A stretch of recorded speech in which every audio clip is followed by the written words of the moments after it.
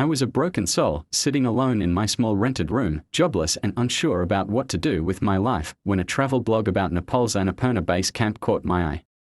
Something inside me sparked, a strange feeling I hadn't felt in years, so I packed my bag with a few essentials, gathered my savings, and booked a one-way ticket to Kathmandu. As I landed, I saw the Himalayas standing like giants above the clouds, and for the first time in years, I felt small in a good way, as if my problems were tiny in comparison. I met a cheerful local named Ramesh who offered to guide me. He had the kind of energy that made you forget your worries and made the mountains feel like home. The journey began with winding roads, colorful prayer flags, and stories from trekkers around the world, each one chasing peace, healing, or something they couldn't name. As we climbed higher, the air got thinner, but my mind grew clearer. I began letting go of regrets, heartbreak, and doubts with every step I took on those sacred paths. We reached a village called Gandruk where I met an 84-year-old woman who served tea and told me, "Life is a mountain, you can rest, but never stop climbing." That night, as I looked at the stars piercing through the freezing silence, I cried, not from sadness, but because I realized I hadn't felt truly alive in years. The next day, we hiked through forests wrapped in mist, crossed wooden bridges, and saw waterfalls crashing like drums, each sound reminding me that the world still had music.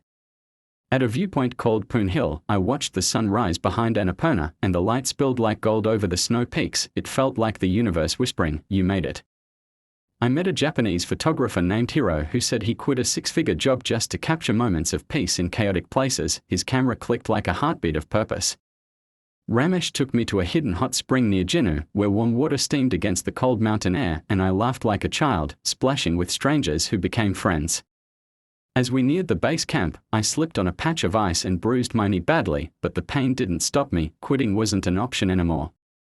With aching legs and burning lungs, I took the final steps to Annapurna base camp at 4,130 meters, and when I stood there, surrounded by giants, I felt reborn. The wind howled like an ancient spirit, and I screamed into it, not in fear, but with the joy of someone who faced their inner demons and survived. On the way back, I visited Pokhara, a calm city by the lake, where paragliders danced in the sky and cafes played guitar tunes that made your heart hum. I rented a small boat, rowed to the middle of Fua Lake, and wrote in my journal, "This trip didn't just heal me, it rewired me." One evening, I sat by the lake with a German traveler named Lara, and we spoke for hours about dreams, failures, and why pain sometimes leads to beauty. She told me, "You have a story now. Share it. Someone needs to hear how a broken person found magic in mountains." I returned home not as the same person who had left. My shoulders were still scarred, but my eyes now carried sunlight from Himalayan mornings. Inspired, I started a travel vlog, not for fame, but to show people that healing isn't in hiding, it's in movement, stories, and stepping outside your pain. Viewers from around the world began messaging me, saying my story gave them hope, and that alone was the greatest reward of my journey. I returned to Nepal again 6 months later, this time with a small group of strangers who had followed my story and wanted their own version of healing. Watching them struggle, cry, laugh, and grow reminded me how this mountain wasn't just my teacher, it was a temple for anyone willing to climb. On our last day, we gathered around a fire, and each person shared one thing they left behind on the trail: fear, guilt, grief, shame, and it felt like a rebirth. I realized that sometimes we chase money or approval, but what we really need is a raw, honest moment with nature to remember who we are. Back in my city, I changed careers. I now run mountain therapy retreats, helping burnt-out souls find clarity not in offices, but in forests and snow. Every time someone says, "That trip changed me," I smile quietly, because I know what it feels like to be saved by a mountain silence. I still keep in touch with Ramesh and Lara. We created a small non-profit to fund education for porters' kids and plant trees along the trekking routes. Looking back, that single blog post I clicked during my darkest night led me to a life of light, purpose, and peace I never imagined. If you feel stuck or broken, don't wait for the perfect moment. Book that journey, face that mountain, and let your feet teach your heart how to move again. Pain is a valley, but purpose is a peak, and you only find the view after the climb, bruises and all, with stories written in sweat and soul. Don't underestimate what one trip, one stranger, or one sunrise can do. It might not fix you completely, but it can give you a reason to try. There's a whole world out there that's not judging you for your past, but waiting to show you your strength if you dare to show up. Life's most beautiful moments often come disguised as discomfort, cold air, steep paths, unfamiliar places, but that's where you grow roots and wings. My story isn't unique, it's just honest, and that honesty made people believe that they too could restart, reshape, and rediscover their fire.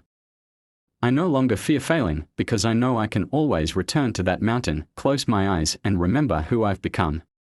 Travel didn't just change my location, it changed my beliefs, my habits, and my inner language, turning panic into poetry. Sometimes we think we're lost, but we are actually being guided to a mountain, a lake, a village elder, or a moment of clarity we never expected. That one volume of my life, those few weeks in Nepal, taught me more than any classroom, book, or office ever could. I found my passion on a trail that hurt my feet but healed my spirit, and now I walk beside others, helping them do the same. If you're hearing this, take it as a sign. The journey you're afraid of might be the very thing that leads you back to yourself.